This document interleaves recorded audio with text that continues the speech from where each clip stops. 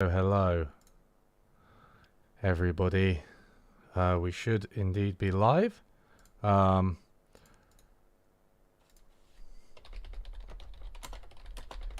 and Adam isn't with us just yet, but he will be in a second. I'm just chatting to him on Discord. How are we all? I hope. Let me know if there's anything wrong. I hope that all the sound and everything's okay because I'm still recovering from moving house and also reinstalling Windows, recovering technologically, that is. Yeah, I don't know. I think it should be all right.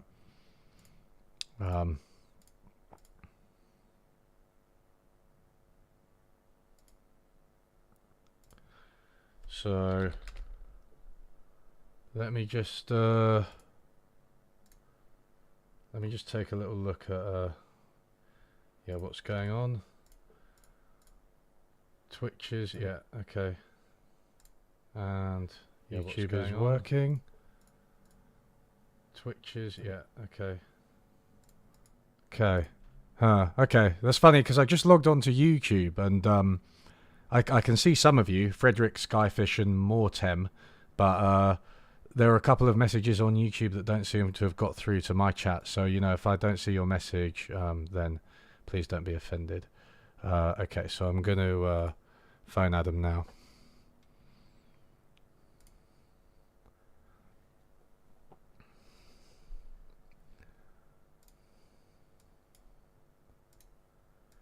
Hello, Adam?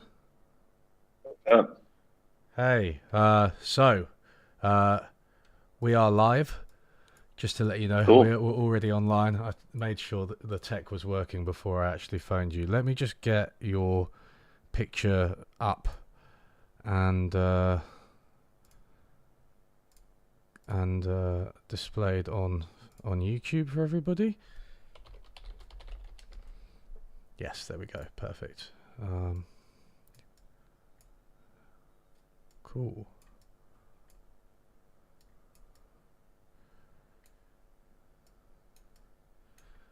Wait a minute, just let me faff for a couple of seconds. I'm also watching myself do you have that move word? around on your screen on YouTube. Cool. You can see it on YouTube, can you? Or Yes. okay, cool. After a delay. Okay, yeah. There's a bit of a delay. Okay, Yeah. so let's get into it because we've only got you for about an hour and a half. And I don't know how long this is going to take, but I do know that I have a lot of questions to ask you. So let me just introduce Adam to everybody who isn't familiar with him. So Adam Mastroianni is a psychologist and a Substack blogger. And your Substack has really taken off recently, and I think I'm subscribed. I think it's consistently really interesting and thought provoking. I also think it's quite entertaining and funny, which is rare for this type of topic, right? And that's actually something that you've spoken to before, the necessity of or the value of being entertaining. So that's something we'll probably talk about.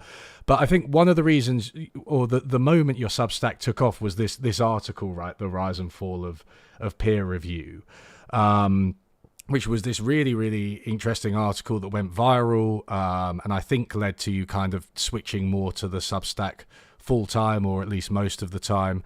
And in this article, you sort of come out swinging against the entire peer review system that we've had in the humanities and the social sciences and the natural sciences for so long, and you just say kind of get rid of it. So what motivated you to make this kind of statement? Well, it was funny when I hit submit on that post, I was like, this one is pretty inside baseball. I don't think anyone's really going to pay attention to it. And then, within a couple of days, people were threatening my job.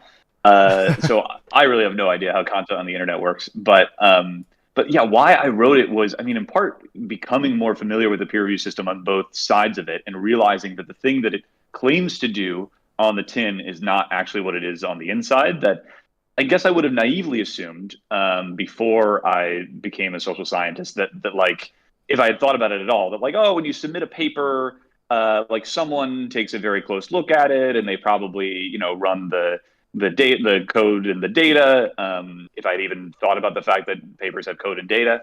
And, they certainly check to make sure that just like even basic things are true about it. They probably check that it's not fraudulent. And then you submit a paper and you find that none of those things actually happen. That what actually happens is first an editor, kind of takes a glance at it and just like, nah, do I like this? And do I think it's like, does it fit with my publication and will it bring more glory to my publication? And if so, maybe I'll send it out to a few people and they'll take a look at it. And what they do is really whatever they want to do. They just, they skim it. They complain about it. They say, you don't cite me enough. And like, it's just a very human endeavor in a way that I think is totally understandable if you've ever interacted with other humans before. But the big problem being that like, this isn't what we think that it is from the outside, that we think that this is some method of quality control. And it turned out not to be. And I realized that probably most people think what I thought about it beforehand. And so I wrote this piece to show that that I was naive, and I think so was everybody else. Yeah, I mean, it's a really good way of putting it. I remember in my during my PhD, my supervisor told me that he wasn't going to look at my code and my data, which really surprised me at the time, because I was like, well, wait a minute, isn't that like, that's like the main thing, right? But like, obviously, yeah, once you actually get through to it, like these papers, they don't usually have the data checked. Sometimes that's for good reasons, sometimes maybe for not so good reasons. They don't have the code checked. And I mean, one of the pieces of evidence that you cite, one of many for why peer review doesn't work, is like there are so many studies where errors aren't detected, right? There are obvious major errors, and they're detected like 20-30% of the time by reviewers. Yeah, so there was this editor of the British Medical Journal, which is a very prestigious journal in medicine. His name was Richard Smith, who just got really invested in this idea of like, what are we doing when we claim to peer review papers? And like, well, one thing that we claim to be doing is catching errors. Does that actually happen? And so they ran studies where they deliberately inserted errors into papers and sent it out to their normal stable of reviewers and got the reviews back and just checked like, okay, what percent of the deliberate errors that we inserted were found by people? And these were major errors, things like, this claims to be a randomized controlled trial, but it turns out the way that we randomize people is we, chose different days of the week, which everyone who works in this space knows that, like, you cannot randomize people that way. It turns out that we don't actually get random assignment when we do that. You completely invalidate the assumptions of running a randomized controlled trial. And for that one, only about 50% of people noticed it. On average, for major errors, it was something like 25 or 30%. And so if what you are hoping is that, like at least some of the basic stuff will be caught by reviewers, that turns out not to be the case. And I mean, there's more. I mean, there's tons of evidence that you cite, right? But like, there's the fact that there's the kind of Ioannidis, probably saying that wrong, argument that most published research is wrong. There's the whole replication crisis. And just the fact that like most things that we publish just turn out to be completely false. I mean, I think I was just reading your most recent article, which maybe we'll get to in a bit. But I think in it you quoted one of your colleagues as saying, "Why would I care if this was true the second time? I didn't even care that it was true the first time." Yes. And so to say that like, peer review doesn't do all these things, I think is a problem for the way that we treat peer review, and a problem for the 15,000 collective hours that we spend is one estimate of how much time we spend doing this every year. But the problem of like, but there's all of these results that are wrong. I mean, my most recent post is about like, well, that is true. And obviously if we could get rid of that for no cost, that would be great. But I think that actually doesn't turn out to matter that much, because most things that are published don't matter and they never go anywhere. And in the long term, all that matters is the strong link research or the research that can actually be built on and uses and produces something useful. And so the fact that people are able to, do low quality research, get it through peer review, get out and advance their careers, I think is annoying and is bad in terms of like they suck up resources that could go elsewhere. But I don't think it's actually catastrophic in the way that people might think. Because in the long term, all of that will just disappear and turn into dust, and only the stuff that can actually be used for something tends to stick around. And this is certainly true historically, that like you look back at someone like Newton and like, well, it turns out we still use mechanics because that's useful. He also invented a recipe for a philosopher's stone. That didn't turn out to go anywhere. We don't have philosopher's stones. And it just turns out like that didn't really make a big difference. Like, would it have been better if we could force Newton not to spend time on his Philosopher's Stone and do more mechanics? Like maybe, or maybe having that ability would have just stopped him from doing mechanics in the first place, because maybe it would have been like, no, actually what you need to spend time on is refining the spontaneous generation theory that we think is really hot right now. But just to say that, like, the reason I think the peer review is damaging is because it claims trustworthiness where it isn't trustworthy, rather than like, oh, we should really be stopping all this poor quality research from coming out. I think basically that research doesn't really matter. Yeah, yeah, absolutely. And I think, you know, with peer review, I think you put it really well in your most recent post, and you hinted at this in the Rise and Fall of Peer Review, the original one. It's almost like we're treating it as a weak link problem, right? By ensuring there is, you know, peer review, at least in theory, let's give it kind of the benefit of the doubt and say it ensures some kind of minimum standards, you know, shared methods, right? It's like, is this a randomized control trial? Is this a causal estimate? How did you sample? Does it relate to things in the literature? And it makes everything very incremental. I think, and it's sort of like, okay, you know, even ignoring all the problems with peer review, in practice, you've got this kind of minimum contribution where science is just going step by step by step. And it's really hard to publish anything groundbreaking. I mean, it's almost a cliche at this point to be like, you know, Newton, Einstein, Marx, Adam Smith, Freud. You know, they wouldn't make it in the modern peer review system. They'd be deemed to be unproductive. Their ideas were too radical. They were too slow to come up with them. So, I mean, you know, maybe first you could speak a little bit more to this idea of a strong link problem for us, because I think you put it really well. And maybe also like what your thoughts are on how to steer science more towards gear it more towards, you know, creating and finding these strong links. Yeah, so this framework that I use in my recent post is that some problems are strong link problems and some problems are weak link problems. In a weak link problem, the overall quality depends on the worst thing. And so I think a good example of that is like food safety, where I don't really care how safe the safest foods are. I care how unsafe the least safe foods are. So when I go to the store, I really want to be sure that the thing I'm picking off the shelf is not going to kill me when I eat it later. So I really do want there to be things like inspections and standards. I want there to be fines for people who misbehave. That's a weak link problem. A strong link problem is a problem where the quality depends on how good the best thing is. So like winning the Olympics is a strong link problem. It doesn't matter how good your 30th percentile athlete is in your country. There's no benefit of turning that 30th percentile into a better athlete unless you can turn them into the very best. Like the Olympics is won by the best athletes in the world. All that matters is making your best athletes better. And it turns out that the way that you approach those two problems is completely different, because in a weak link problem, you really care about enforcing standards and professionalization, and you want regulation. In a strong link problem, you want to increase variance, because the negative outliers don't really matter that much. The positive outliers are all that matters. And so something like the music that you listen to is a strong link problem, because there's so much music out there that you just don't care about, you don't listen to, you wouldn't like it if you did listen to it. And when all you care about is like, is there enough good music that I like to listen to? And so to like increase regulation of music, to like make sure that people are playing in tune, or that people have a degree before they publish an album, all that would serve to do is get rid of more of these strong links, even if it meant that like, okay, yeah, some of the most terrible bands are now less terrible. But we don't care. Like, I wasn't listening to terrible bands in the first place. I was listening to the bands that were the best. So to apply it to science, like science, I think is a strong link problem. That it turns out we look around the world and we find the theories that seem to do the best at explaining the world, and that it doesn't matter how bad the worst theories were, so long as we have the best ones. And the way that you approach those problems is totally different. So this idea of like, we need standardization, we need accountability, we need to make sure that we are ensuring some kind of minimum quality check. These things don't really matter, because most of the things that we're publishing don't really matter. I think a lot of people act as if like everything that we're publishing today is still going to be useful or even thought about 100 years from now. And I mean, look back 100 years ago and ask like, how much of that stuff are we still using? Well, we're using the stuff that we found the most useful. That stuff stuck around. And then the other 99% of things have been lost forever. And that's not to say that this process is like perfect, nor is it immediate, but it does seem to be the case, especially as you look longer and longer.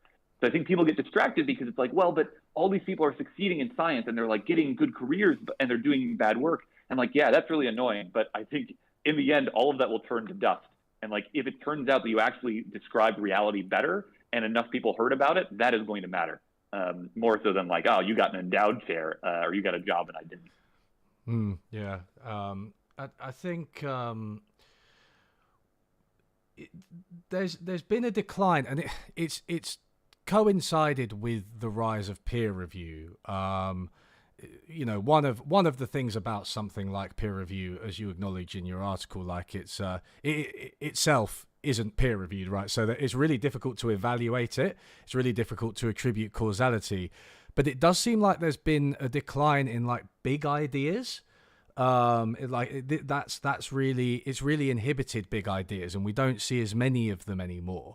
And you know, it's kind of difficult.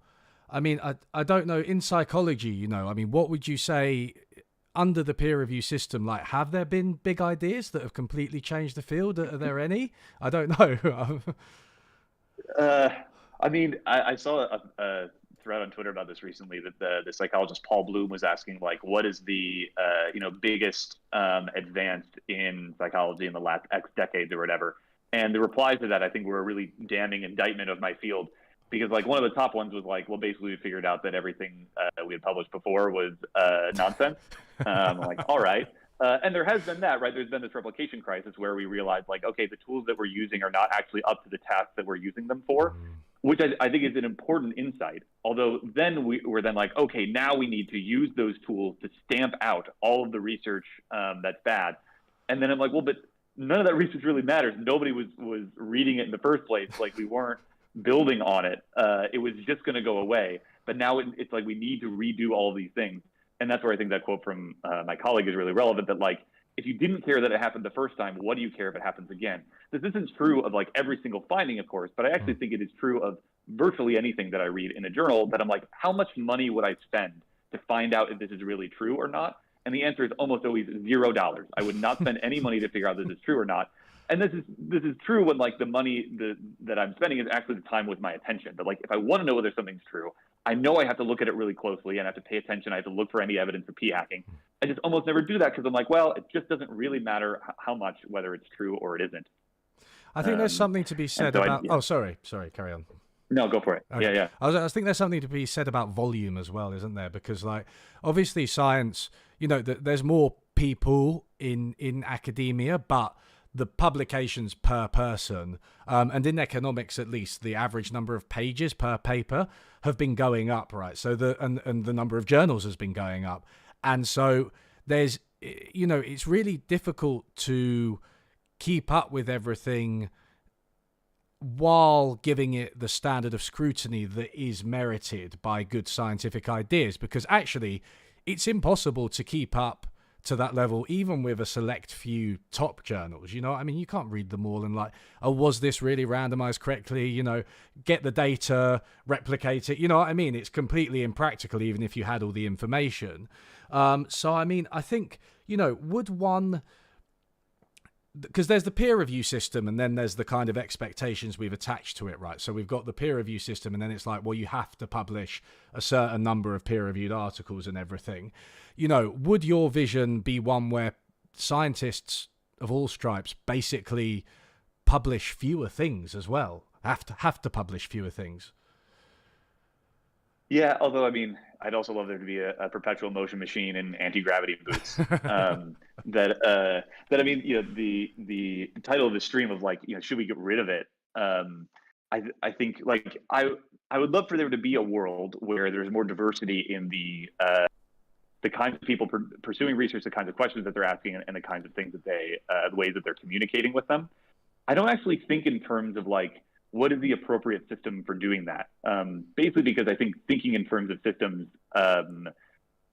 is really good for thinking about like, what should the rules be? And I don't actually think the rules are that important. What I would much rather is that like people are able to do the thing that they think is most appropriate to the kinds of questions that they want to ask. And so like, yeah, if I could give, you know, a basic income to a bunch of researchers and they could do whatever they want, that would be great.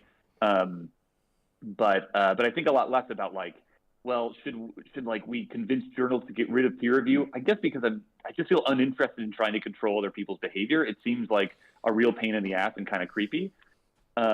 What I would rather do is like try to pursue the questions that I think are most important and do the way that I want to do it, and hope that no one will try to stop me, and hope that I can also like not starve and pay my rent on the way to doing it. So I've heard from people who are like, well, peer review is like really good for me and I like it, and I think like that's great, and I hope you do it. I don't think it's like I don't like this way of doing it, and so I'm going to do some other way. And I really hope that more and more people are like, oh, I wouldn't do it this way if I didn't have to. I would only publish a paper every 15 years, and instead I would spend the time in between doing something else. Like you have to figure out how to pay your bills in between. But yeah, this idea that like we should all be pursuing this in the same way, we should all be publishing the same way, we should all be subject to the same incentives. I think to believe that, you just have to have an extremely high level of evidence for that being the best way. And I think no one's got anywhere close to that evidence. So anyone who thinks that, I think, is way overstating. Like it's far more certain than they should be. A social scientist who has no interest in controlling and manipulating people's behavior is a rare thing. No, I mean, basically, yeah, let 1,000 flowers bloom is kind of your approach, which I do respect that. Like, okay, peer review. If you want to do peer review, then you can. But let's not force everybody into this system and make funding dependent on it, and reputations dependent on it, and everything. I think I can agree with that. I mean, let me just, before we move on to kind of some of your research and how you've illustrated by example, there is a question in chat which I also wanted to ask you, which is, okay, you're talking about science as a strong link problem, but there can be really weak links, can't there? Because there can be research that just is so wrong that it's actively harmful. Right. And so if you're eliminating the peer review system, and I know this was a common-ish reply to your original article, if you're eliminating this, what about, aren't we just going to have a bunch of catastrophically bad papers that cause actual harm? Yeah, there are two ways I think of thinking about that. That usually when people say cause harm, they mean that like, you're running some study that like harmed the participants in it, or I found something that because people believed it, they chose to do something that's harmful. So like, say I run some drug trial and I do a really bad job of it, and like my drug turns out to harm people. That is bad, but I think it is best conceptualized as a separate problem, and that's the problem of like public health and safety rather than a scientific problem. So like, if you run a study where, and let's say it's even like a well done study. But it turns out that like the drug that I administer is bad, it harms people. That actually has scientific benefit. That like you don't improve science by like preventing that from happening. What you improve is public safety, which is also a good thing to do. And like that is why I think we shouldn't run trials where we inject people with things that we know are harmful, unless like everyone is very clear on what we're doing, and we're running human challenge trials for diseases or whatever. But we don't make the science better by adding that restriction. We make public safety better. And so I think these are better thought of it as like a science being the strong link problem of this, but public safety being the weak link problem. And sometimes these problems are going to conflict, and we may limit science for the reason that we're trying to protect the public. But I think it's a mistake to think that we are doing that because it actually makes the science better. That like it's better to take questions off the table. It's better to add more restrictions of the kinds of things that you can do because we'll somehow learn more from doing that. That is what I would say to that. I should also say that like when we talk about peer review, I'm using this as a shorthand for pre-publication, like universal pre-publication peer review. So this idea being that if enough people give your paper the thumbs down, it just doesn't get published. Whereas like, which is different from people just commenting on what you do, which is also peer review, but not really the way that we think about it. And to be clear, I think like people commenting on each other's research is a very good thing. I think the bad thing is doing it at gunpoint at the point of publication, and preventing ideas from coming out into the world because enough people give them a thumbs down. I just want to clarify that, because that is also something that often comes up, that people are like, well, you think that people shouldn't talk about each other's research? And I think definitely if they care about it. Yeah, of course. There's peer review, right? And there's peer review. There's like the official practice where you actually have to pass in order to get your article seen. And there's like giving a presentation at a university where people give you feedback. There's having people comment on your paper. Of course, we don't want to do away with any type of scrutiny and your sort of collective ethics at science. That's not what you're arguing for. I want to ban scrutiny. No more speech. Yeah. Everyone shut up and listen. Yeah. Okay. So I think this kind of leads us to like the approach of just sort of putting things out there, and obviously the internet has made this much more feasible. And you kind of led by example with one of your papers, which was called Things Could Be Better. Things Could Be Better. Things Could Be Better, yeah. Which I think you published it in a quote unquote real journal, right? But you also then published the kind of unedited, unabridged version online, I should say. So one of the things you did in this, you presented it kind of with good humor and honesty, and admitted that you'd forgotten why you ran one of the studies, which is hilarious. Could you just talk us through that paper and like why you felt it was better to publish it in that really honest and candid way that obviously wouldn't be allowed in any type of official journal? Yeah.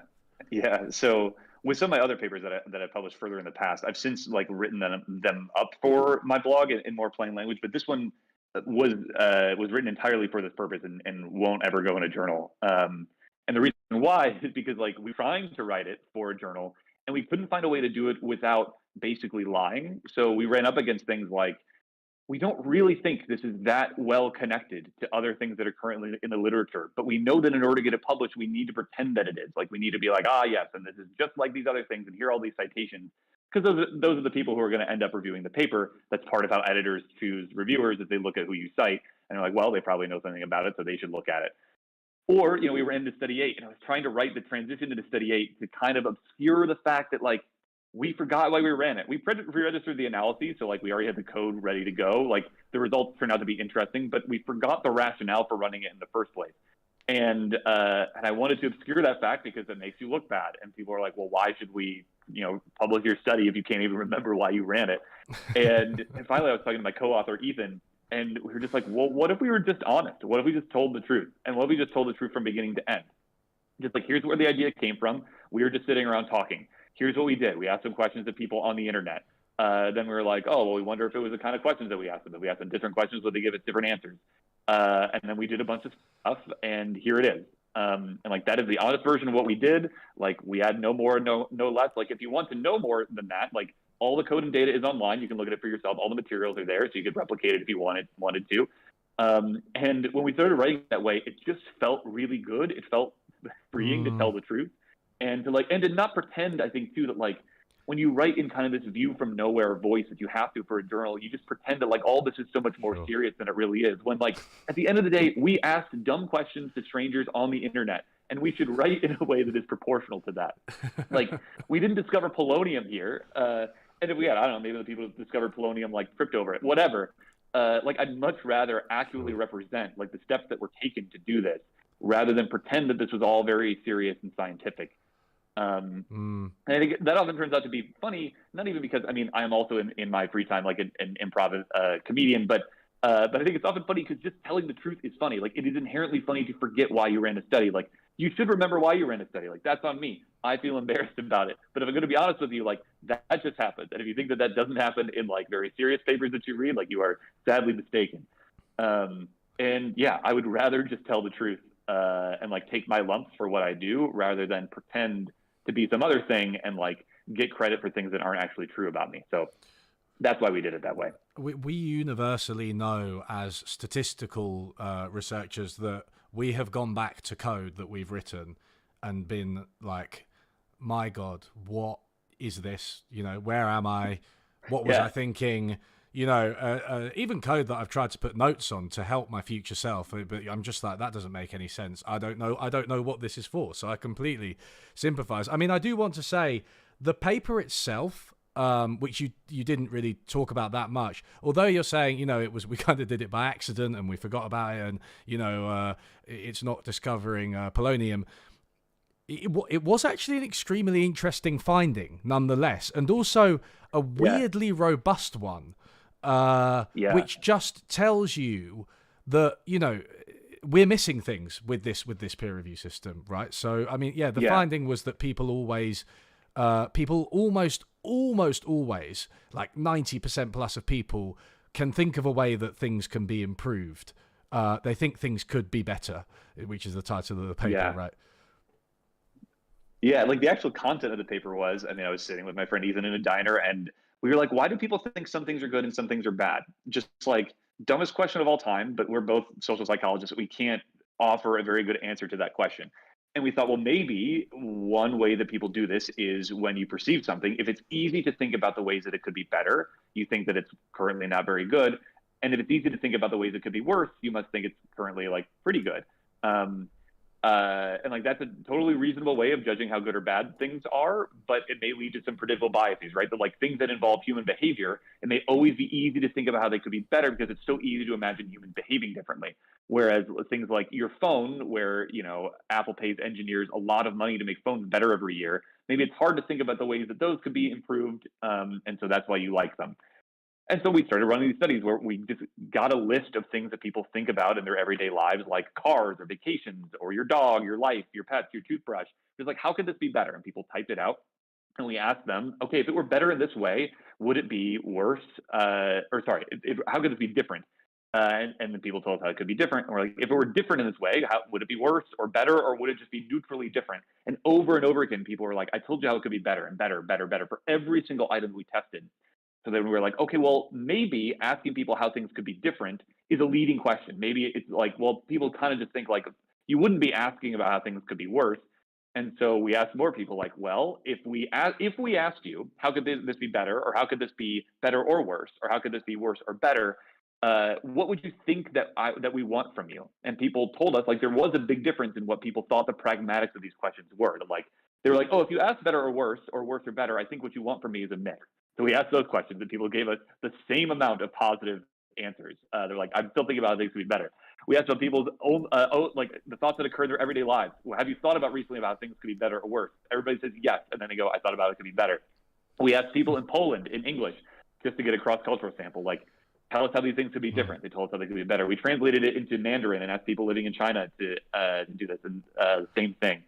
So we find this over and over again. Now, it doesn't turn out to be the case that this is necessarily why people think things are good or bad right now. So it is true that the worse that something was rated currently, so things like the economy or coronavirus or politics, people think things that people didn't currently like that much did have this tendency more. So when I liked something less, I was more likely to think about how it could be better. But it was even true for the things that were currently the best. So pets was the highest rated item in our data set. People love their pets. When we ask them, how could your pets be different? They go, oh, they cannot shed so much. They cannot poop on the carpet. So we don't know if this has really answered our original question, but we just have found the tendency in imagination that just doesn't seem to go away, no matter how we ask the question or who we ask. It doesn't seem to be related to like whether you're depressed or anxious or not. Those things don't seem to really matter. And it also doesn't even seem to be the easiest thing to do. So when we paid people extra money to think of many ways that things could either be better or worse or just different. And they earned the least money when we asked them to think about ways that things could be better. It was easier to think about ways that things could be worse or just different. So it isn't even like people do this because like it's the easy thing. It's just the thing that like comes to mind first and that people seem to pay the most attention to. So that's what we actually found. And like, yeah, it would have been hard for us to publish this in a journal because like it is kind of weird. We would have had to be like, people would have been like, what? We don't know whether what things are good or bad. Like, but there's all these studies that we've been like, yeah, but it doesn't actually answer the question. Anyway, it's a long answer to your question, but that's what we did. And that's what No. Thank you. I mean, I did think it was a really interesting paper, and like you said, I mean, I don't know about the better versus worse literature or whatever literature it would relate to, right? But it's an idea kind of out of nowhere, isn't it? In a way, right? That's the crucial thing about it that I felt when you were explaining it. It's like we're psychologists. We're interested in how people behave. We had this idea. I don't know how related it is to the previous literature. I don't know if it's a contribution, but we ran a bunch of studies and we think it's interesting. And that that's kind of what I realize now. That's what I thought that science and academia might be like. Unfortunately, it's not what it's like at all, right? Yeah.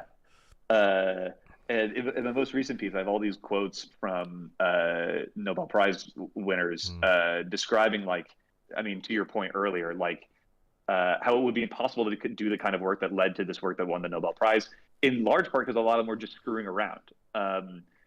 There's this great old piece in Harper's Magazine called like The Usefulness of Useless Knowledge that has a lot of these stories too, that like, yeah, there was this guy who just got interested in like weird things grow on his desk when he like puts a little dab of this and a little dot of that. And his advisor was like, what are you doing? He's like, I'm screwing around. He's like, sounds good. Keep screwing around. And, then he invented bacteriology. And so like, it would have been really hard if they started with like, we need to figure out how these things work. Cause we didn't even have the concept at the time that would have allowed us to answer those questions. What we needed to do is screw around for a while. And so you have these Nobel laureates being like, yeah, I had like kind of bad grades and they like let me be a research assistant. That couldn't happen now. Like I didn't publish for 10 years. Like that couldn't happen now. And then like these things are trade-offs, right? Like you get a lot more incremental research and a lot more people doing it when you have this extremely formalized and competitive system, but you lose whatever questions require you to just like screw around for a long time. And it's really hard to know at the beginning, like, well, who should we allow to screw around? Like maybe we should administer some tests to them to figure out like who's the best at screwing around. And just like, unfortunately, these things resist optimization, which is why, they don't get built very well into systems. Yeah, it's a good excuse for me. Like, why haven't you been published more? Oh, I'm just a secret genius, and one day all of my amazing findings are going to come to fruition. No, but I mean, yeah. You're talking about like genuine uncertainty, aren't you? Right, like. This is what we call in economics, I don't know if you've heard the term, but like Knightian uncertainty sometimes, where it's like we don't know what we don't know, right? So we it's not just like, it's like there's a chance it could be sunny today, or it could be rainy. We know the two possibilities in that case, but we don't even know the set of possibilities in science. We didn't know that atoms were going to be structured the way that they are, and it is also possible that actually reality behaves, it can be modeled in a completely different way that we haven't yet discovered, that isn't like little nuclei with electrons orbiting them, right? So it's just like you need that room to experiment with that genuine uncertainty, and you can only, I mean, Dan Davis has talked about this, the blogger, in a slightly different context of the arts, but like you can't evaluate the system based on like very narrow sort of return on investment metrics, where it's like, is each person delivering a certain amount? It's like, no, it's the hits, right? It's the big ones. Those advance science, right? And those advance the arts as well in a slightly different way. And you can only evaluate the system as a whole. And it's like, okay, a whole bunch of people were doing a bunch of silly stuff maybe that didn't work out, right? But then there was, because everybody was allowed to, we had that one person who completely revolutionized the way we think. Yeah And something that really requires is a belief in our current uncertainty that I think seems so obvious to me, but I think a lot of people don't believe in it, that it's like, well, in the past we of course before we knew what an atom was, we wouldn't have known what it, but now we know. And like, actually the remaining mysteries are few, and that is why it makes sense to have this very formal system by which we try to discover these last few incremental discoveries. And I think if you think that that makes sense, if you think that we are close to the end of science. I just think it's crazy to think that. I mean, like, I am not a scientist in other traditions. I am a scientist in the tradition of experimental psychology mainly, but I can tell you that like we are barely getting started.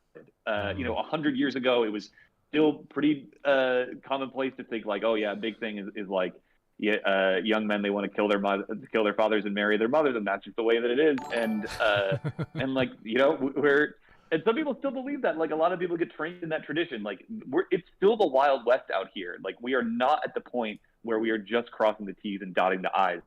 And I honestly think that like in pretty much every domain, we are not close to the end. I mean, you look at nutrition.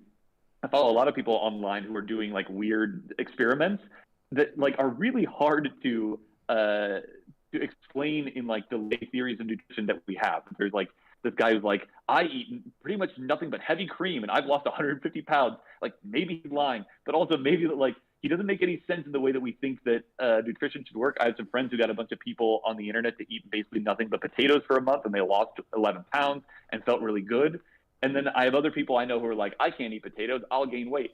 And like, I just think that 100 years from now, we're going to look back on our many of our scientific opinions from today and be like, wow, those guys really had no idea what they were doing, just like we do with people 100 years from now. That like the only way that a lot of these systems make sense is if you think that for the first time in history, we are pretty much at the end of understanding the universe. And man, like, what a sad thing to think. I think that like this is as good as it gets. That like, yeah, maybe we'll get to Mars, but that's kind of it. And like, maybe we'll add a few more years to people's ability to survive cancer, but that's kind of it.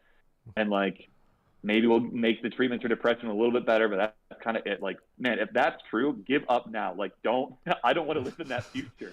I'd rather live in the future where we have a chance of discovering. Yeah, it's like the peer review mindset, and again, I'm not sure of the causality here, but it's kind of infiltrated our culture, right? It's like, we think that we've sort of reached basically the end of science and everything else is incremental. But it's like, I mean, I remember another one of your posts about this, but you were saying how, if you've got a bad hip, they just sort of like put some metal in it and they're like, okay, that's like the best we can do, or something like that. And it's like, well, when you think about that, okay, it's great. It's better than when you would die if you had a bad hip, right? I think we can all agree on that. Yeah. But like, surely in the future, maybe something to do with like stem cells, or actually the body completely regenerating, or there's surely massive gains to be had in medicine and every field, right? Yes.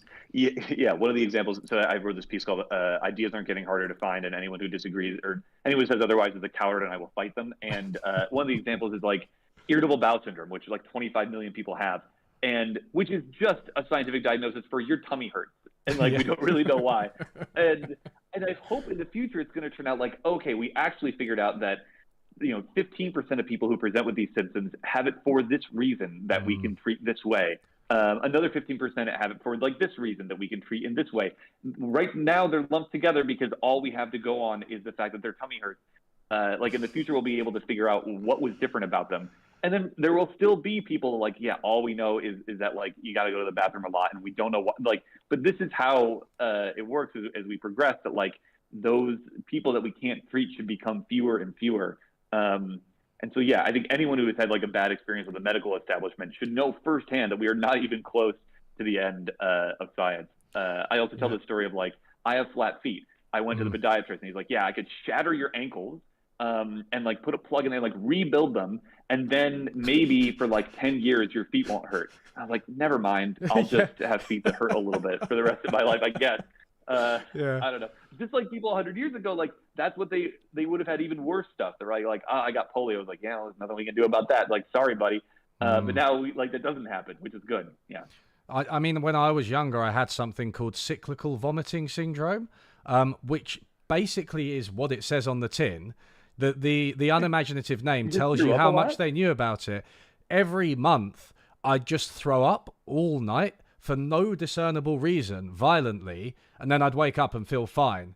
And it just kind of stopped when I was about 20. It was from like the ages of like 16 to 20, and they called it cyclical vomiting syndrome. And it's like, you've given it a name, but you haven't actually told me anything I didn't know going in, which is that cyclically I vomit. And so, yeah, you know what I mean? Like, what the fuck was that? Was it the same time? Was it like on the 15th every month? It was pretty random. Sometimes it might be like 2 weeks apart. Sometimes it might be 3 months apart. I mean, they did tell me it would go away eventually. They knew at least that it was like an adolescent thing. But yeah, it just sort of, they got less frequent and then eventually they stopped. But literally nobody knows how that works, which is madness. Yeah. And I really wonder, like, did it feel this way 100 years ago? I imagine that it must have felt this way, that even 100 years ago, people were like, we live in the age of science and reason. And like, can you believe that, like, there are still these things that the doctors don't understand? And now there are way fewer of those things, but those things still exist. And so, like, if it is possible to believe at any time that we are close to the end, then maybe this is just a cognitive illusion that we always have. I mean, there are quotes from physicists, at the end of the 1800s going like, well, we've pretty much figured out everything, and all that's left is to estimate things to the next decimal point. And like general relativity is like a decade away. And it's like, well, yes, of course, it's always going to seem like we are at the end of our understanding, because we always stand at the end of our understanding, and the things that we don't understand are completely unknown, and the things that we do are obvious to us. So it always feels like we're at this inflection point where things are about to get much harder to discover. But I think that's just what it feels like to have a brain that has some knowledge in it and some knowledge that isn't in it. And I think this would feel the same at any point in time. I was going to mention those physicists in the 18th century. So that predates peer review. So you're right. Maybe there's a human proclivity. Weirdly conflicts, maybe at least on surface level, with your things could be better finding, because things could be better, but not in science. I don't know. We can't discover more. Yeah, that one, maybe we've never tested science, although I think if you ask people how could science be different, they'd be like, oh, well, like maybe it could hurt fewer people. I don't know. But I think it is one of these things where it does seem hard to think about, like, what more things could we know that we don't know? That people could be like, well, we could cure cancer. I don't know. Maybe that is one that works. That, like, it is hard to think about how it could be better, and so that's why it seems like it's good right now. I don't know. Yeah, and I think one of the interesting things about some of these findings is when they happen, you're kind of like, a part of you is like, oh, that's kind of obvious, right? You know, like why did nobody think of that before? And then it kind of seems obvious in hindsight, but it's like our brains are just so bad at expanding, fundamentally what we know beyond the incremental. I mean, do you think that, I know you've said you don't want to be too prescriptive, but, do you think that, peer review is a real, major culprit in our current lack of imagination in this area? I do, for two reasons. One is that, like, people think a lot about peer review, like, at its point of interaction with science, which is, when you submit things. But I think actually the damage that it does is much earlier in the process, because, like, it's not that you only think about peer review when, only when the reviews come back. In the office, as you are thinking about your ideas, you're thinking about, like, well, could this get published? And some of that is good. That are like, well, there's an obvious flaw in my reasoning, I should plug that flaw. But some of that is bad, which is like, I would need to do these things in order to convince somebody to publish it. I would need to, like, bow to this theory, or I would need to make sure that this person doesn't review it in order for this to get published. And so there are things that die in people's minds that I think are the actual casualties of having universal pre-publication peer review. That like they never have to be born. Like, they're never murdered at the journal stage.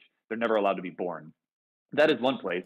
The other is that succeeding in a system that survives on both peer review for publications and for grants weeds out high variance people. And so some of those high variance people are, like, total cranks. And, like, I guess good that we got rid of them. I think ultimately they don't matter, but whatever, fine. It's clearly better for them to not exist than to exist. But it also weeds out high variance people on the other side, which are just, like, weirdos. And I've been struck, like, through graduate school and after, just how rarely I encounter true weirdos in science. And this seems to be modern, that, like, you read about people's feuds, and, like, there are feuds between people who are, like, there's this strong school of thought that, like, everyone in it is really an acolyte of it and everyone else hates it, or like, people have, like, strange ideas about how the mind or the body might work. And in psychology anyway, like, there are feuds and there are some competing theories, but there's nowhere near the level of dispute that it seems there used to be. And I think that's part of, like, kind of like, to get along, you sort of have to be like a company man. Like, you kind of have to toe the line on some of the basics that we've all decided to agree about. Some of those basics I'm sure are right, and some of those are wrong. And, like, we're never going to find out which ones are wrong if we eliminate anyone who isn't convinced about them. And that is, I think, what peer review does, not just at its point of service, but all the way through the system. So yeah, that is part of why I think, like, this is responsible for the decline of people thinking in terms of possibility, is that, like, it restricts the kind of person you could be. So this is also, like, a selection effect. The people who think otherwise go to other things now.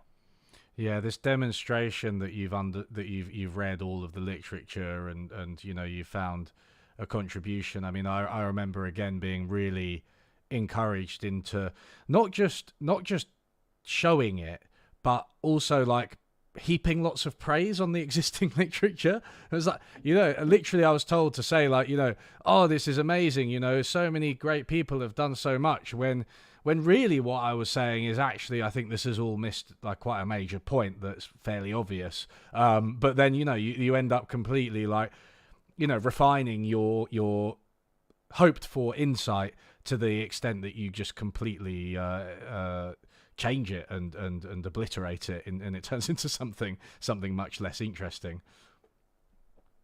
Yeah, let us now praise famous men. Yeah, Well, which yeah. like the upside of of having to do that is like, okay, well, like let's make sure we don't repeat things that we've done Mm. before to like prove that you have read this stuff. Um, which like, that downside is like, oh, we just did this again. Like, okay, well, it didn't really matter. The upside of not reading that stuff is maybe you could have an original thought. That I find a lot when I'm working with younger students, that they're like, I need to identify a gap in the literature, and I'm like, I don't know, maybe try not reading any of it and like see what questions you come up with, and then do like check to make sure that like there hasn't been some obvious answer to this question. But it turns out that like when you're studying the realm of all human experience, like there's some pretty big things that have just not been asked before.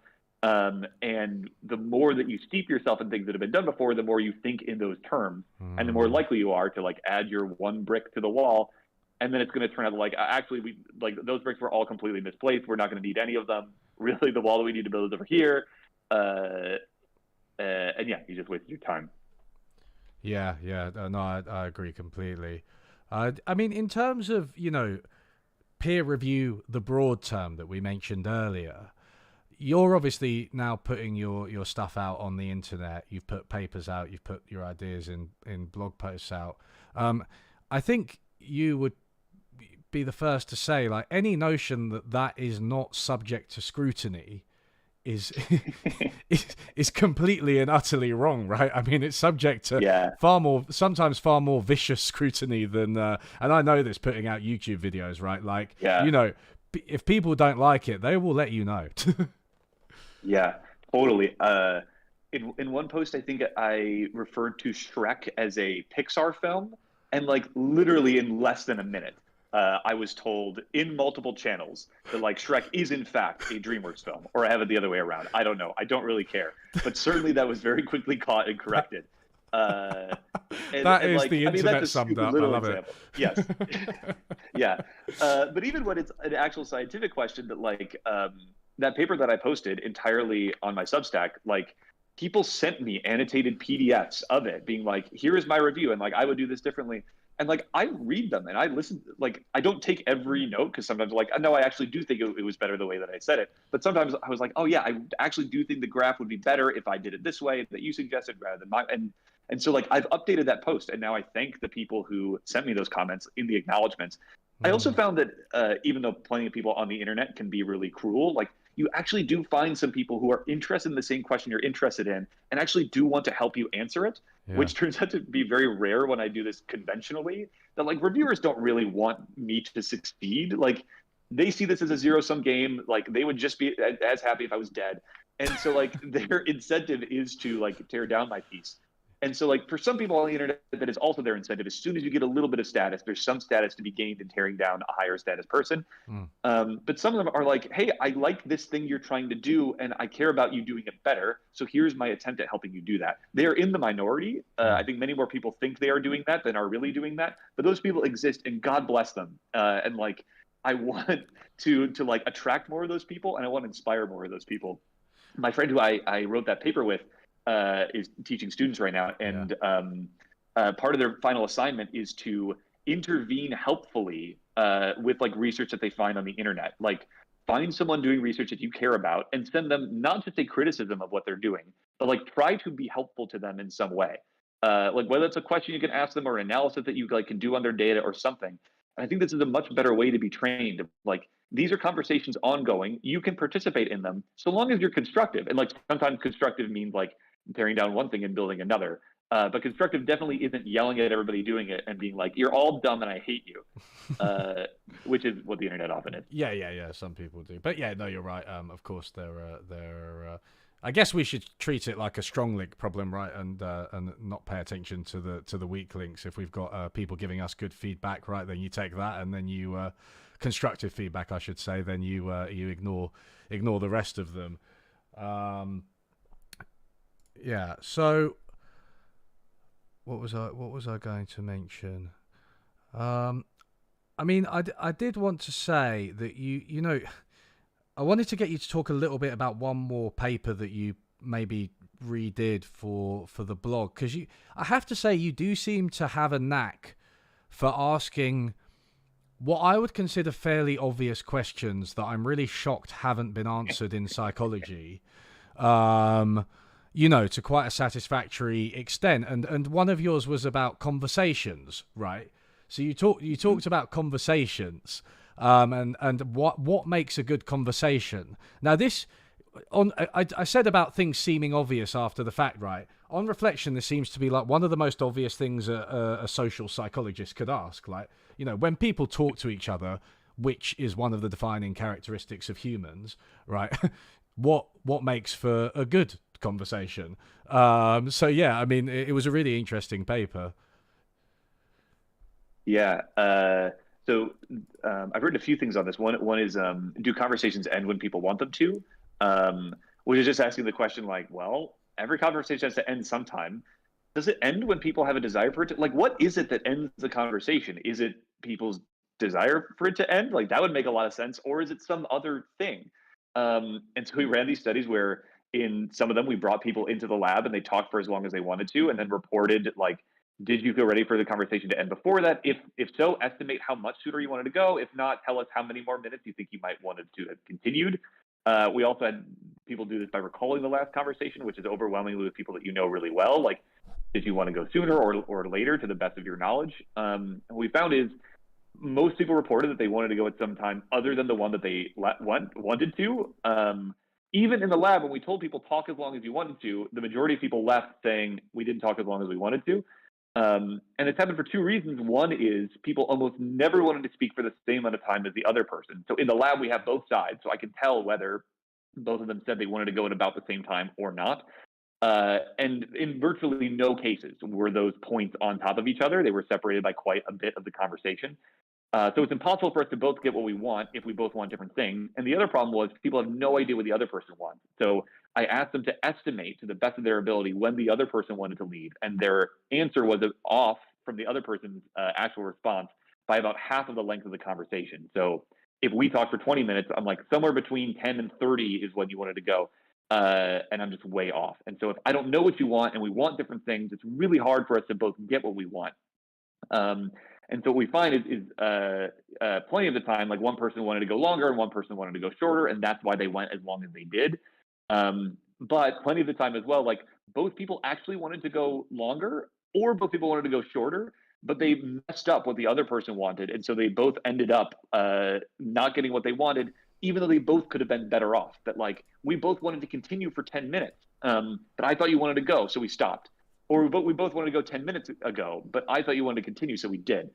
And we find that this happens both between strangers and between people who know each other really well. And yeah, I agree. This seems like this should have been done in 1925, but fortunately for me, it was not. So there was still something that I could do. I mean, it's really, really interesting. Like, what do you have? Are you kind of building on this? Are you going to do more on it? Do you have any idea of like? Well, I know you do. You know, any idea of like how to solve this massive mismatch of expectations? Let's say. Yeah, I think so. I did run one study where I was like, okay, what would happen afterward if you found out when the other person wanted to leave? And the answer was like pretty much nothing, as far as I could tell. But it still remains unclear to me whether I just failed at accurately conveying to people what this was. That like maybe I was unclear, maybe they weren't paying close attention, maybe they thought I was lying to them. All these things were possible, but it didn't really seem to affect people's enjoyment of the conversation. I think part of that though could be because that even though there's this massive coordination failure, when we ask people how much you enjoy that conversation, They were like 5, 6 out of 7. They really liked it.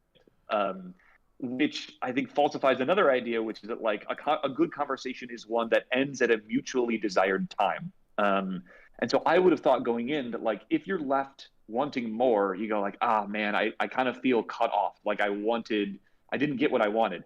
In fact, those people seem to be just as happy as the few people who say that it ended exactly when they wanted it to. The people who said they felt like going sooner did report enjoying it a little bit less, but we're still talking about like they enjoyed it overall. So this is another mistake that we in other studies, not just ones that I've done, people have found that like people think conversations are going to be way less enjoyable than they turn out to be, especially with new people. And you might think that like, well, solving that coordination problem is the difference between a good conversation and a bad conversation. For whatever reason, it succeeds despite not being able to answer that coordination problem, which I think is also interesting. I mean, I don't want to repeat the cliche of this should be taught in schools because, everyone always says that about everything. And the truth is that most of what's taught in schools is not remembered. And people regularly say things that should be taught in schools that actually are, but they've just forgotten because nobody remembers what they were taught in school, financial planning being one of them. But yeah, I do think it's sad as a culture how little time we devote to that type of question, right? Like how to have a good conversation, those types of like, I guess what are quite basic social skills. Like, I guess you're just supposed to pick them up, and obviously some people are better at that naturally than others. Some people are really good at it. But your study seemed to suggest that look, there are these systemic problems with how we think about conversations and how we approach them. That maybe good research and better understanding could improve this for us somehow, maybe not teaching in schools, but somehow through cultural osmosis or whatever in the long term. Yeah, especially an issue like this of like the issues inherent in meeting new people that like it is so difficult to learn about strangers because each new person you meet is immediately removed from the bucket of strangers and put in the bucket of people that you know. And so you keep not learning things about people that you don't know. And so it is almost impossible to overturn what you think about people that you don't already know, because if you know anything about them, like they don't become those people anymore. Like it's a stupid problem. And I think this is part of why people continue to believe that like, the next person I meet is going to be really bad. I'm not going to like talking to them. And then you meet someone and you're like, okay, actually I like talking to that person, but it was because I was always destined to. Like that person wasn't actually a stranger. They were just a future friend. And like, there's no way out of that loop other than people being like, we've seen all the people meeting all the people, and some of them are bad, but it just turns out that on average, it is very fun to talk to a new person. It is especially motivating. So there's some research that I like where they have people either talk to a new person or talk to their romantic partner and predict how fun it's going to be. And everyone's like, it's going to be dreadful to talk to this new person. It's going to be very nice to talk to my romantic partner. That's why they're my romantic partner. And afterward, people report having just as much fun talking to the new person. And it's in part because like you become a more heightened version of yourself talking to a new person. Whereas like, with your partner, like you have all the realities of everyday life. Like you still love them. Like you obviously prefer them so much more than this new person. But like you become a more heightened version of yourself talking to someone new, and it turns out that actually can feel pretty good. So yeah, it's difficult to learn that unless someone tells you. Yeah, I mean, I'm naturally quite a stubborn person, and I think for a long time I didn't accept that like speaking to new people was going to be enjoyable. But like I think, yeah, once you just overcome your initial sort of, I don't know, human stubbornness, then you realize that usually it's pretty enjoyable, and it's a good way to escape from the prison of your own mind as well, which is always a plus, I find. Yeah, because it gets dark in there. And if I go a couple days without like some unstructured interactions with other people, like my brain starts folding in on itself, and it's like, why don't we think about all the things we don't like and make us sad? I'm like, maybe we should do that. Like, no, it's pretty important. We should do that. I mean, yeah, I didn't actually plan to ask you about this. I mean, I don't know if however comfortable you feel talking about it. You did have an extremely powerful post about mental health that I was surprised by. Firstly, because in the stuff I'd read, you hadn't touched it before, and secondly, because most stuff about mental health is like, the chimp paradox type stuff, right? I don't know if you've read that book, but which is like kind of okay, but it's just like cognitive behavioral therapy or like whatever. Whereas this was like this was yeah, I don't know. It was. I feel like I don't actually have the adjective, but I don't know if you could talk to that a little bit. Yeah. Yeah, I wrote this post called like it's very weird to have a skull full of poison, which is what it felt like. And the whole point of it being that like, I mean, I'm trained as a psychologist. I'm not trained in clinical psychology, but in my cohort were clinical psychologists. Like we took some of the same classes. I know them pretty well. My sister had treated patients. Like I'm very exposed to like the mental health industrial complex, as well as people who've like suffered from it. And so I thought I knew these things about like what it's like to feel very bad. And I was like, oh yes, it's very tough, and it's all right to seek help and all these things. What no one told me is like all the weird stuff about it. That like I just thought that like, oh yeah, feeling really bad means like, oh, you feel that. I didn't know, but what it was for me was like having the same thoughts over and over and over again. That just like, is this good? Is this good? Am I happy? Am I having a good time? Like, should I be with my partner? Is she the right person for it? Just like over and over again in a way that it felt insane not to think those thoughts. And that was the thing I think I didn't understand. That like when someone else feels depressed or whatever, and you're just like, well, have you thought about not thinking about how you're useless? And they're like, of course I have. And yet my brain convinces me that this is an extremely important thought to entertain, and that I can get to the bottom of it by thinking harder about it. This is also different for different people, but like this was my experience. That like it didn't feel like I shouldn't do this. It really felt like I should do this. And that's why it was especially hard to stop doing it, because it required me to do something that felt totally wrong to do. And yeah, I was just naive, and I didn't realize like that was part of the challenge. And like, of course it is, because if it wasn't that way, it would be so much easier. It'd be like, I just won't think the thoughts that make me feel bad, which is the answer, I think. And yet, like, it is so much easier to say than to do, because those thoughts seem like they're so important to think. Yeah, for sure. It's a problem solving thing. I mean, it's probably the same thing that led us to become academics. I don't know if it's maybe associated with ADHD or whatever, but it's this problem solving thing, right? Where you're like, well, when I'm an academic, I think that we can solve problems by thinking about them, and it's like that works for puzzles. Let's say it works for puzzles. It works for science. It doesn't work for emotions, like or sort of worries, especially, I think. And it doesn't work for positive thoughts either, which is something that some people miss. But like, to have a positive or a negative thought and then to pursue it and be like, well, I'm going to pursue this thought until its conclusion, is fundamentally a futile game, because you are never going to solve that thought. Mm-hmm. You're just going to do it again and again and get nowhere. Yeah. And like, if you think about the times that you're happiest, it's the times that you are engrossed in something that doesn't require you to think so introspectively. And like sometimes those are things that like do require a lot of cognitive thought. Like it's fun to solve a puzzle. It is very unfun to solve the puzzle of like, why do I feel this way? Like that is a jigsaw puzzle that when you put it together, like it is just a giant middle finger staring back at you. Like it's no good. One of my friends who is in my same PhD program but beginning a PhD in clinical psychology was like, she's like, distraction, underrated coping mechanism. And she was like, it is also one that is very gendered. Like men are much more likely to distract than women. And she's like, it turns out a lot of times the answer is don't think about it. Like find a way to not think about it. Like obviously that can turn into avoidance. But for me, quite often this is the answer that like, I'm not going to solve this by thinking more about it. So I should do something that soaks up the energy that I spend thinking. I'm about to say something very middle class, which is that one of the most mentally refreshing activities I've found is skiing. And I'm aware that's not open to everybody, but I think the crucial thing about it, I mean, it is very fun, but it's like you cannot think about anything else other than skiing while you're skiing. Because otherwise you might actually die, or at least, get very injured when you're going down a mountain at quite fast speeds. I found, I mean, I haven't been skiing that many times, but I did it recently, and I found, like, although physically demanding, obviously, I was extremely refreshed mentally at the end because I hadn't thought about anything other than skiing for like 5 days. And I just think, again, appreciate not everybody is able to go skiing, but there's Yeah, there's a yeah, lot of there are lots of things, like sports are a good example. Conversations and hanging out with friends, like as we discussed, are another good example.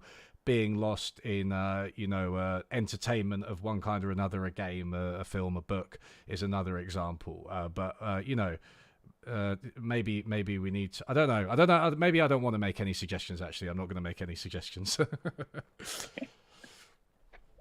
I would just say that like I think a lot of people fall into this trap of like the way out of my thoughts is to think them more, and like it's rarely I think the case, but it is also something that like even hearing that like it doesn't do that. You have to realize it from the inside, that like people cannot do that for you. Like it is something that I think can only be learned the hard way, as many things can only be. That's another thing I've written about, like how difficult it is to transmit ideas through words, that actually have to be learned experientially. But Yeah. I mean, it's like you can't communicate to somebody how mental health problems feel. Really, it's you have a slightly better chance if they have experience with something similar. You have a slightly better chance if they're trained, probably. But ultimately, like it's always unique, right? And people just aren't gonna understand unless they've experienced it themselves. yeah, yeah. Imagine trying to explain what it feels like to be in love, or like you even grow up listening to all these songs, and you're just like, oh, it feels like you have no idea, and it is impossible to understand until you do. Yeah. And I don't know, if you want to understand it, go meet a lot of people and fall in love with one of them. So yeah, that was a bit of a digression. One I really enjoyed. People are complaining in the chat that we're no longer talking about peer review. So let me make a very, very tendentious link back to what we were talking about, because you just mentioned songs and it reminded me of something. We were talking about imagination, right? And we were talking about, completely new and different ideas and questions that we could ask.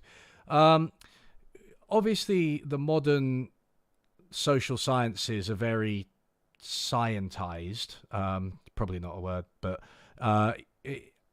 is it? Do you think there's maybe a bit more of a role for like fiction and art and creativity in trying to push those boundaries? I mean, do you see a role for that there? Yeah, I think totally that.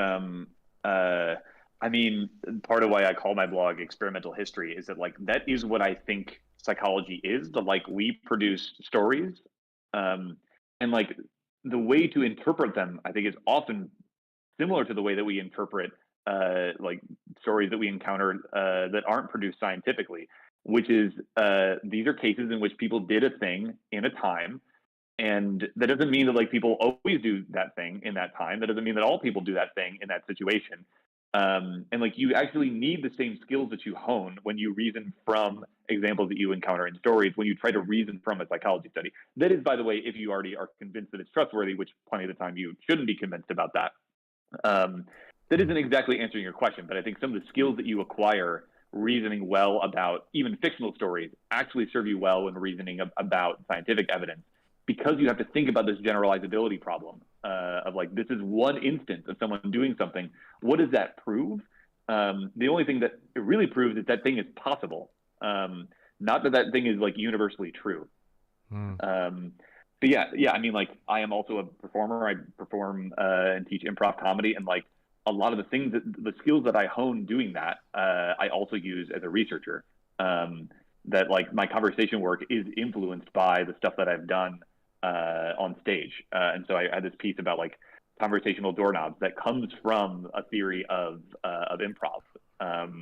Like the idea being that when two people are talking to one another, there are two modes that they can engage in. One is give and take, which is like I ask you a question, you ask me a question, or take and take, which is like you say something, I say something.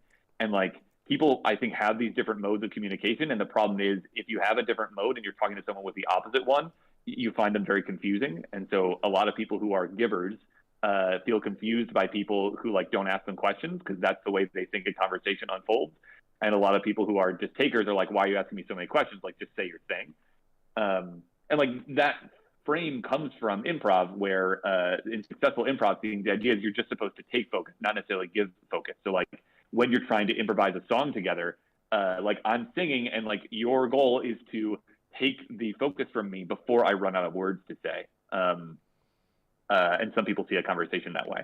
Anyway, it's a long answer to your question, but the short answer is yes.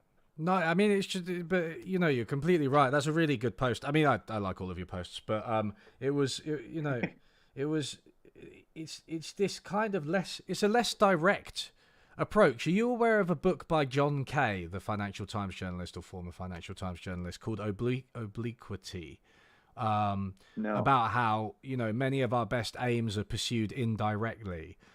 So it's like, I mean, the classic example would be like when you stop looking for something that you've lost, you will find it, right? And like, and, you know, but it's like, you know, how do I become a good psychologist or economist? Well, maybe you should do an improv class. You know, maybe you should read a science fiction book. You know, it's not, you can't just like sit there solving problem sets the entire time, because that's gonna, you know, exhaust you, narrow your mind, and you're just not gonna have the perspective you need to do anything truly innovative.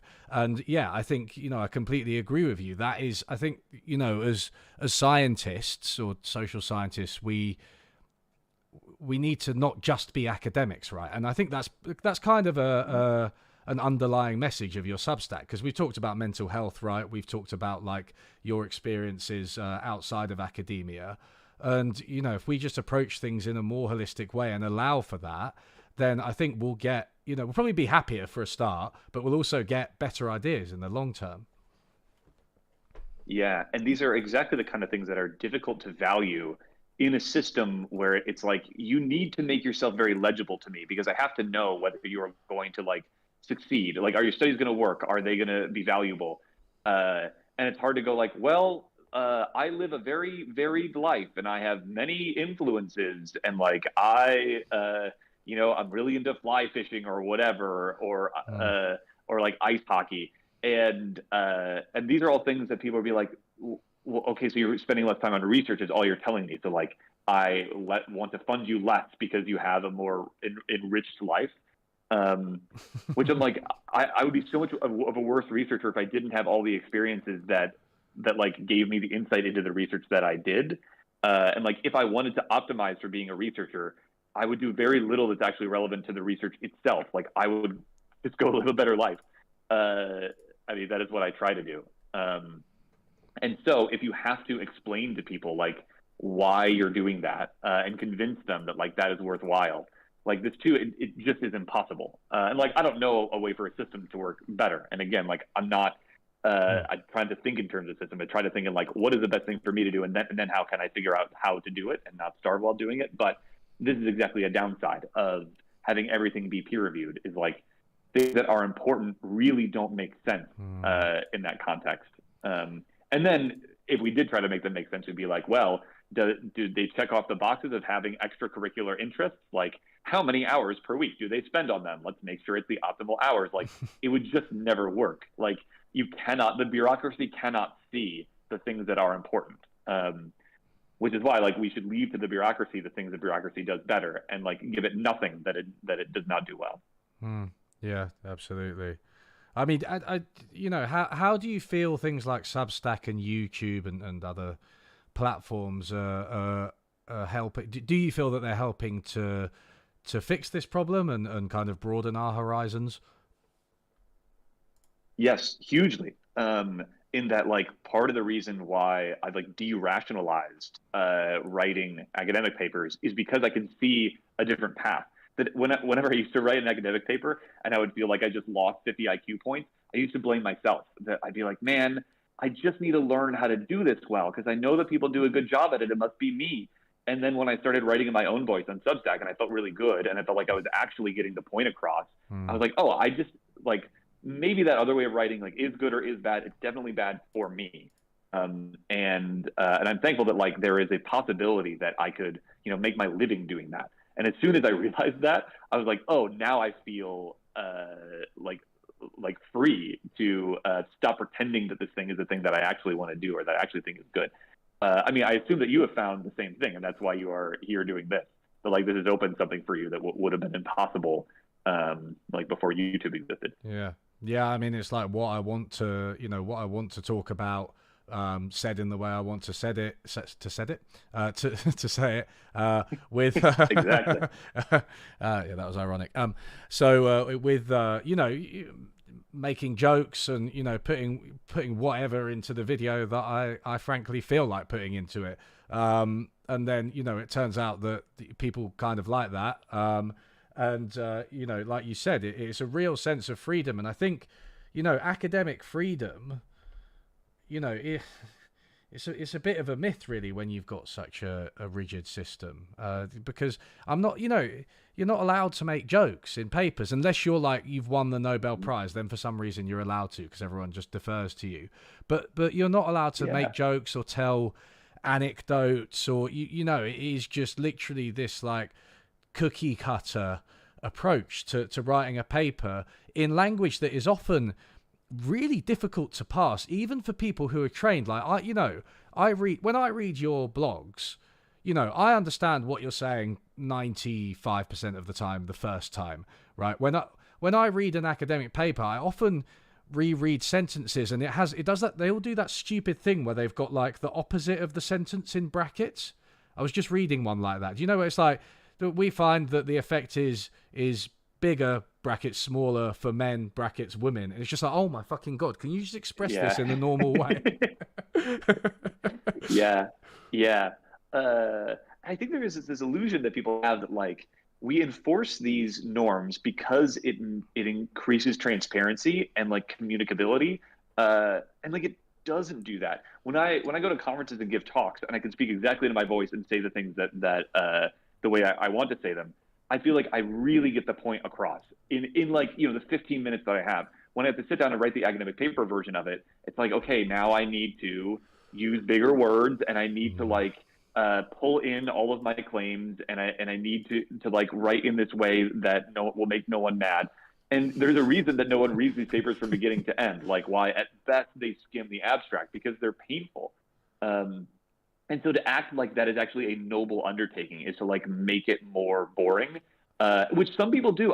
People have argued with me on the internet and made this claim that like, no, actually papers should be boring because that's what science is about, like the sober and rational pursuit of truth.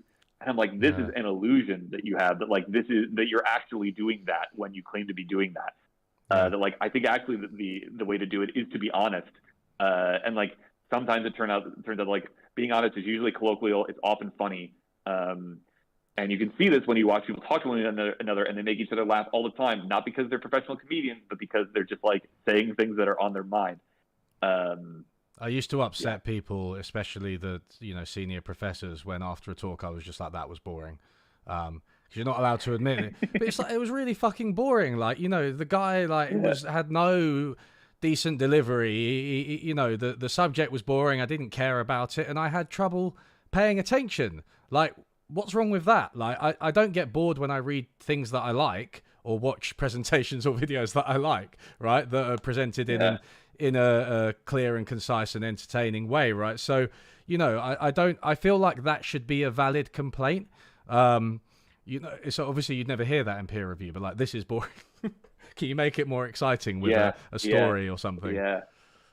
There's a piece I've been working on that like, I think that exact thing that you just described is like a huge bifurcation between two kinds of researchers or scientists, that like some people actually do believe that like the only critiques that are allowable are the ones that appeal to some kind of objective standard. That like you're only allowed to say that the talk did not conform to the rules of giving talks, which is to say that like, oh, they misspecified a model, or like they didn't account for alternative explanation. You are not allowed to make critiques on things that are a subjective judgment, which is just like, this research like doesn't matter, or was like boringly presented.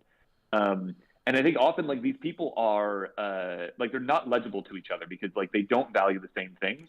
But I think the people who think that the only critiques that you can make are on like the chaotic lawful dimension, mistakenly think that they are judging a good bad dimension by judging the chaotic lawful dimension. It's just like, well, the talk obeyed all the rules and therefore was a good talk, which is like, obeying the rules is secondary to me. First, I want to know, did the talk say anything that would matter if it were true?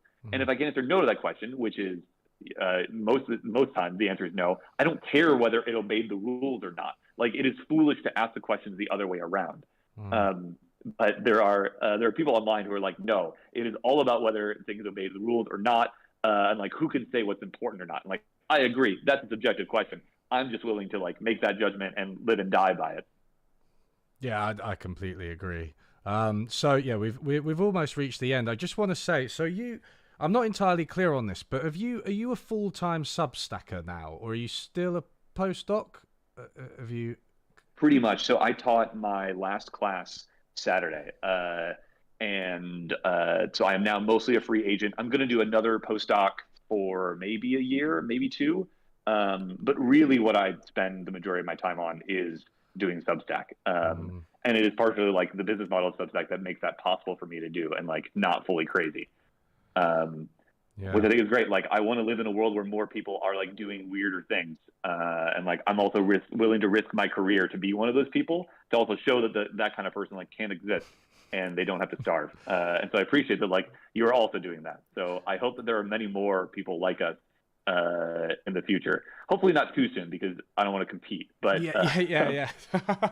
That's the crucial caveat. It's like, just us until we're comfortable, and then everyone else is allowed to do it. Yeah. No, I mean, no, it's great. I do admire you for taking the plunge. I am this summer. I'll be leaving my university for sure. So I was going to do it last year, and then they offered me a contract extension, and I was like, financially, I think I should probably stick with it. But yeah, I want to do it full time and give it a go, and we'll see if it all goes tits up, as we say in the UK. I don't think it will. Well, congratulations and good luck. I admire you for it. It's something that people very rarely tell one another in academia. So that is. Yeah, I think worth a lot. I feel the same, Adam. And I literally read all of your Substack, so I really like it. So that seems like a lovely, positive place to finish. But thanks for joining us today again, and have a great day. Thanks so much. You too. Okay, everybody. Well, that was lovely. I really enjoyed that, and I think it was a bit off piste. I had some prepared questions that we did. I think we got to all of the prepared questions, but we also did a whole load of other stuff that I didn't expect to. So I really like Adam, and I thought that was really interesting. I hope it was interesting for all of you. So anyway, as usual, I'm going to unlist this because algorithm. Somebody said earlier, they were like, okay, you say you do what you want, but do you kind of do what the algorithm wants? And the truth is, yeah, of course, there are the algorithm gods to appease, but also I do kind of just do what I want. But yeah, anyway, I'll unlist this. It'll go in the playlists. I've got playlists with all these live streams in that they're unlisted, but you can click on them from the playlist on my main channel. Tomorrow it will be uploaded to Unlearning Economics Live, and it will also be podcastified and put into the Unlearning Economics podcast, which you can find on, like, I don't know, Google, Spotify, whatever. But anyway, I'll see you all soon. My new video shouldn't be too long, so everyone have a lovely rest of your day, and see you later.